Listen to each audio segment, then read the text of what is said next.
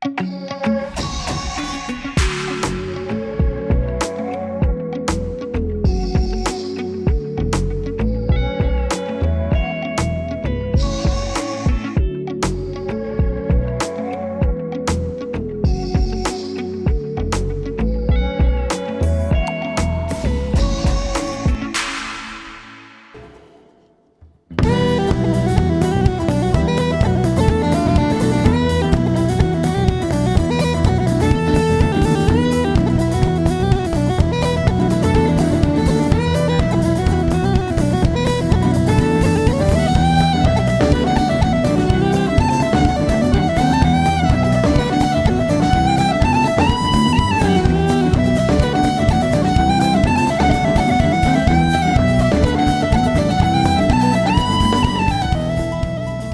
everybody, welcome to another edition of Sama. I'm Derek Mazzoni, your host. Thanks for being here. I'm going to have Kíla on Sama. Rónán, there you are. Rossa, how's it going? Welcome. Good. Thank you, Derek. How have you all been? How have you been surviving this whole process? Rossa, Rónán. Rossa, you're not muted. Okay, you're not muted anymore. Awesome. So how's life? Anyone? See, we're actually learning to be polite. Did you know that hesitancy there? After a year of being on screens, we've learned not to talk across one another. Okay. One of the beautiful things of this COVID. But how have you guys been surviving? What's life been like for the last year in Ireland? Personally, I've loved it. I've had time off the road, and loved it. I was delighted not to gig, and I've had a lot of time to play. I probably played more music than I have played in the other years where I'm on the road. For me, it's been a very musical time. Okay. I've been playing, constantly. People miss playing out. You know, there's been a financial hit in some places, but they had to reassess and recalibrate. And especially like a band such as Kíla, where you did travel a lot. I'm curious if you're excited to get back into it. We just caught up last week. We started practicing again, like meeting up and playing, and it was very beautiful. I don't know. We've all got tricks in our mind to offset things. Maybe I offset the fact that I can't gig by going, cool, I'll just get into music in a really deep way. Okay. But so I did that. But coming back together and playing with the lads, it's a real privilege. I don't think I think like that last year. Last year, I think I was prickly and everyone kind of annoyed me or something. But suddenly I see everyone, and I feel it's a privilege to be in everyone's company. To all people who are so good and dedicated to playing music, God, I'd be blind to miss it. It's gorgeous. It is interesting like that you do want to connect with people, just being around them. It's been like a vitamin that we haven't had. Let's start with our first song. Should we start with Electric Landlady? Yeah. Okay.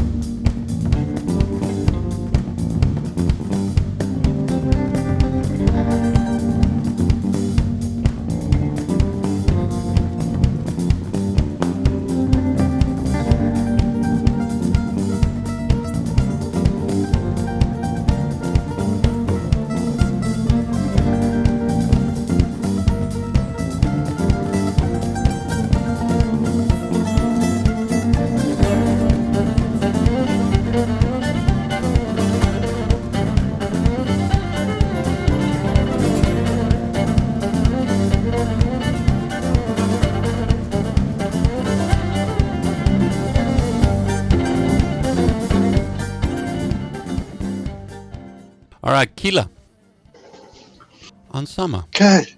Thank you. That was lovely. Good. Okay, so Rossa's trying to get back in again. The fact that we're doing this is magical. Let's not forget that. It's yeah. Tell me the origin story of Kíla. Like, I've been, I read the three people attended your first concert, and Yeah, that's true. Yeah. you started in 1987. So how did that come about? Why this? And what's the secret of your longevity? There's a lot of bands that started in 1987. They're not together no more. What's the magic? Yeah. I suppose there's been a few things. I think the being brothers helps. There's something in being relation to somebody. You can't really hide. When you go on a sulk, you end up in the same place again. Do you know, there's something, maybe you have a fight with your brother, but you still sleep in the same room. So you have to drop the fight. Whereas if you have a fight with a friend who lives far away, it can grow more. Do you know? I think it's something to do with that. So I'm not sure what the secret is, but I'm hoping that we're growing. I suppose I'm really fixated on growing, on transforming or being different or allowing ourselves to be different, like even some of that music I don't want to play next year, I want to play the newest music. I want to hear what we're like after a year of being separated, and so Rossa, while we have you, while the internet gods are blessing us right now, what has this year and a half been like for you? I'm curious, as a musician, as somebody, as a human, what has this been like, and what do you hope for the future? Little questions, little things. Lockdown. Well, we were very lucky in Ireland in that we had what's considered a right-wing government doing a very socialist deed, and they gave everyone who was unemployed a subsistence, which was kind of good, So it just meant that the panic of trying to get gigs every week was taken away, and then you could just rest and be with your family, because they said you can't work, and so they said, and we'll pay you for not being allowed work, and that was kind of fabulous.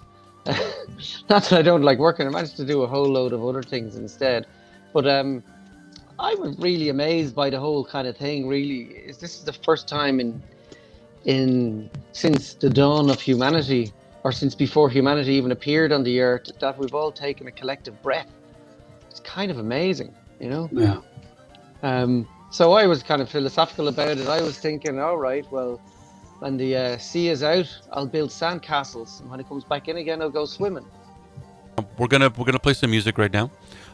This Good. is Pota Oir. Is that my pronunciation right? Put or. Yeah. What does it mean? What does it mean? Pot of gold. Pot of gold. Okay. Yeah.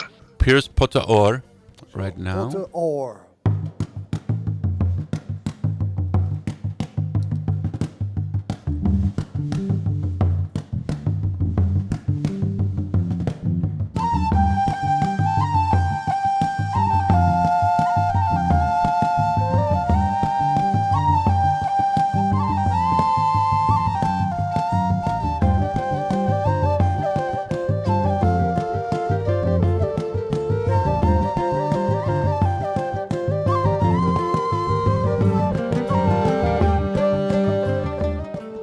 Why music? What was the origin story? Like, what made you go like, hey, I'm gonna start a band?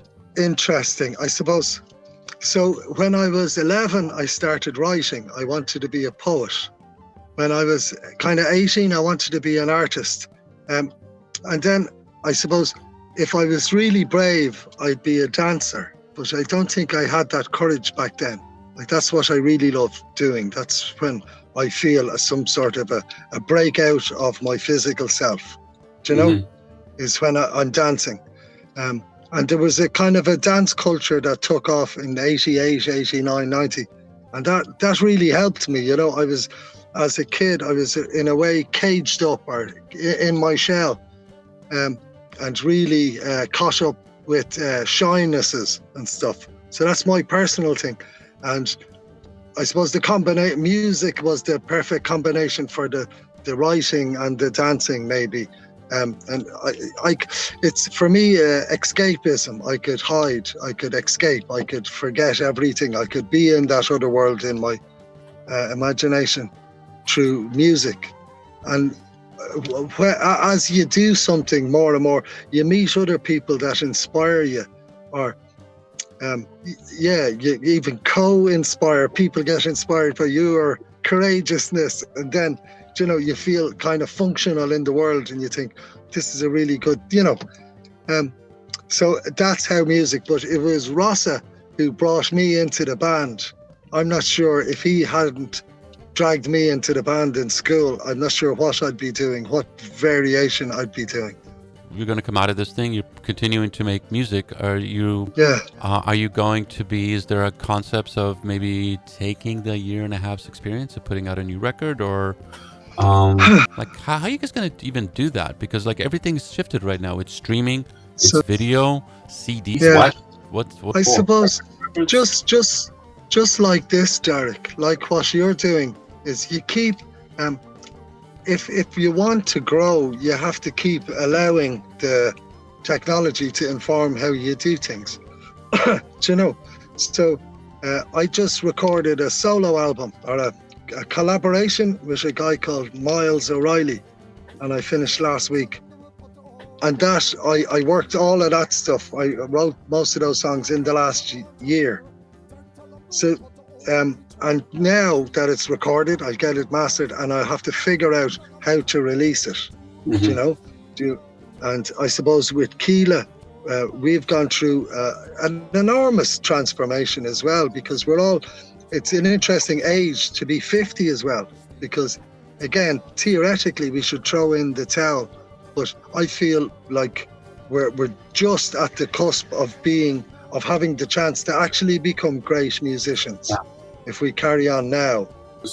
We're going to try to get Rossa back in. Be safe, be well. Thank you, Derek.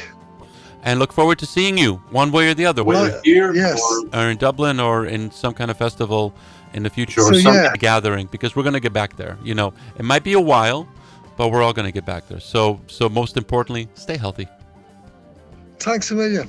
All right. Thanks for having me. All right. Slán.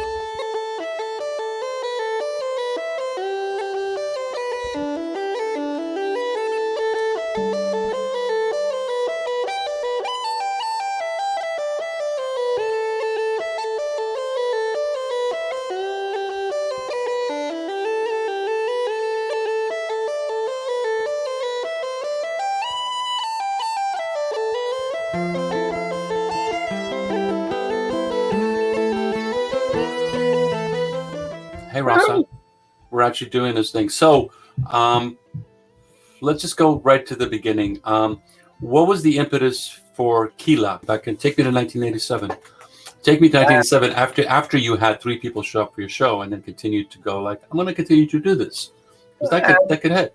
We started a band 2 years previously in the school, and that band was formed from people who were in the primary school who were playing together, and we used to enter competitions, and we were being taught the whistle, and there was a fiddle player, and there was another whistle player, and there was a flute player. So when we got into secondary school, the secondary school was well known for its music, and there was loads of musicians being kind of created in the school. We got in there, and there wasn't a note to be heard from the 6th years, the 5th years, the 4th years, the 3rd years, the 2nd years. And we were learning whistle. At Wednesdays was the day we'd join the girls and we'd do culture classes. So we'd have drama, we'd have Irish dancing, and you'd get to ask a girl to dance. And and then it'd be the girls' choice, and you'd see who fancied you or who didn't. And then you would have whistle classes as well. But anyway, by 2nd year, I said to the lads, well, why don't we form a band? So we did, and we asked Rónán, who was in the year above us, to join in. So that's the very beginning. 2 years later, we asked one of the lads wouldn't play the banjo, and he could play, and we asked, would you play the banjo? And we tried to get him to play the banjo. So we said, look, leave the band or else play the banjo. And he went, I'll leave the band. It's like, no, that wasn't what we wanted. But then another guy stopped rehearsing on the flute. He just wasn't bothering playing, and he wasn't learning the tunes. And we were, you know, keeping up with the tunes and gathering, and you know, so he ended up leaving. So we were left with four of us: me, Cullum McNumara, Rónán, brother, and Owen Dillon, the piper. There was another guy in the school, and he was working on a radio station, and he says, "Hey, would you just come out and do a session on the radio station?" So we said, absolutely. So we went up to this guitar player's house to learn some tunes and do a proper rehearsal. And you know, we're playing away, and then he in his garage, and he goes, "Here, listen, by the way, my brother, who was in Rónán's class, actually plays the guitar. I play the bass." And I went, "What's a bass?" So we were the only band to be recording albums of our own melodies. People thought we were doing traditional music. Of course, it's in the same vein, of course, in the same river. But there was an awful lot of people who would be very kind of purist in their idea, and purism, there's nothing wrong with that, would have thought that we had nothing to do with tradition.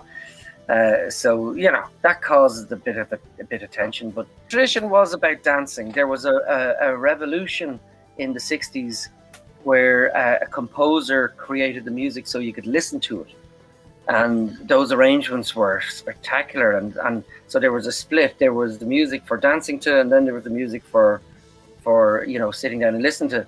But then this other kind of beast developed, and that was the session music, and that was the music for drinking to. There was a lot of that on us when we started, even though some of it's very mellow and tame, but people used to call us trash trad for a while, you know, in the 90s.